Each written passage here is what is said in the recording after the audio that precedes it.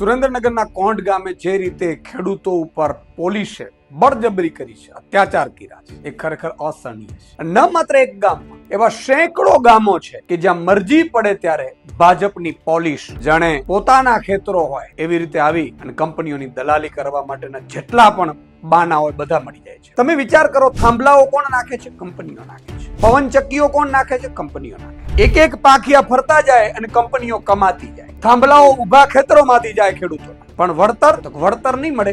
એક ટાઈમમાં મળે એટલું લઈ લ્યો, બાકી કંપનીઓ કમાવા.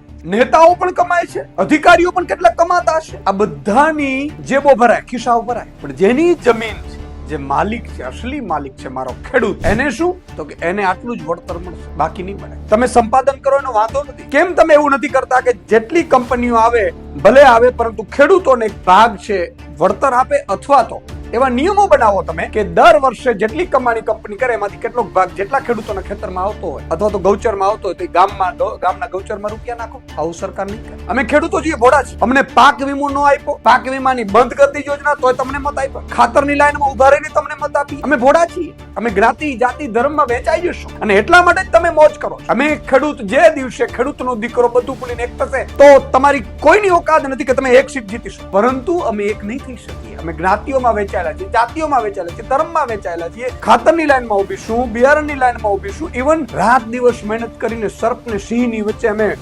અમારું ઉપજ ઘરે લાવીશું. પછી વેચવા માટે પણ લાઈનો 2 કિલોમીટર લગાડીશું. બીજો કોઈ ભાવ નક્કી કરશું. અને છતાંય અમે તમને મત આપીશું. અમને ખબર છે કે સિસ્ટમમાં ગડબડ છે, છતાંય અમે બોરવાઈ જઈએ. પણ કહેવાનું એટલું મારી વિનંતી છે સરકારને કે અમે ભોળા છીએ. ખેડૂતો તમને મતની બીક જ નથી. હમણાં તાલુકા જિલ્લા પંચાયતની ચૂંટણી ગઈ, તમે જ્યાં જેટલી જગ્યાએ ભાજપના વિરુદ્ધ હતું એ બધી જગ્યાએ પાછી ભાજપ જીતી છે અને જીતે છે. એટલે તમે એમ માનો છો ખેડૂતો તો 2 દિવસનો વિરોધ હશે પછી શમી જશે. પણ તમે ઈશ્વરથી તો ડરો, ભગવાનથી તો ડરો. પણ કહેવાનો મતલબ એ છે કે આવું અત્યાચાર ક્યારેય ન કરો. રાજા રાવણનો પણ અહંકાર નથી રહ્યો, એનો અત્યાચાર નથી રહ્યો.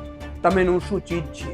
આજે મુખ્યમંત્રીશ્રીને મારી વિનંતી છે, આ જેટલા પણ અહીંયા માત્ર અહીંની નહીં, કોંઢ ગામના નહીં, આપેલા કચ્છમાં હતા, જે પણ પ્રાઇવેટ કંપની હોય છે, જામનગર સુધી જવાની છે, સેંકડો ગામો આવશે. આજે આનો વારો, કાલે બીજાનો વારો. આ ખેડૂતો માટે છે કચ્છ થી લઈને જામનગર સુધી જ્યાં જ્યાં લાઈનો જાય છે, ખેડૂતોનો એક ડેલિગેશન બેસાડો, સરકારશ્રી સાથે બેસાડો, યોગ્ય વળતર નક્કી કરો અને વળતર નક્કી કર્યા પછી તમે જાઓ ભાઈ ખેતરમાં. બધા અમારા ખેડૂતોને વિનંતી છે, દરેક પક્ષના ખેડૂતોને વિનંતી છે, દરેક જે રાજનીતિમાં નથી એ ખેડૂતોને વિનંતી છે, એક થાવ મારા વાલા. અને આના માટે ખેડૂતો માટે કમસે કમ આપણે અવાજ ઉઠાવીએ, કમસે કમ સોશિયલ મીડિયા ઉપર અવાજ ઉઠાવીએ. જય જવાન, જય કિસાન.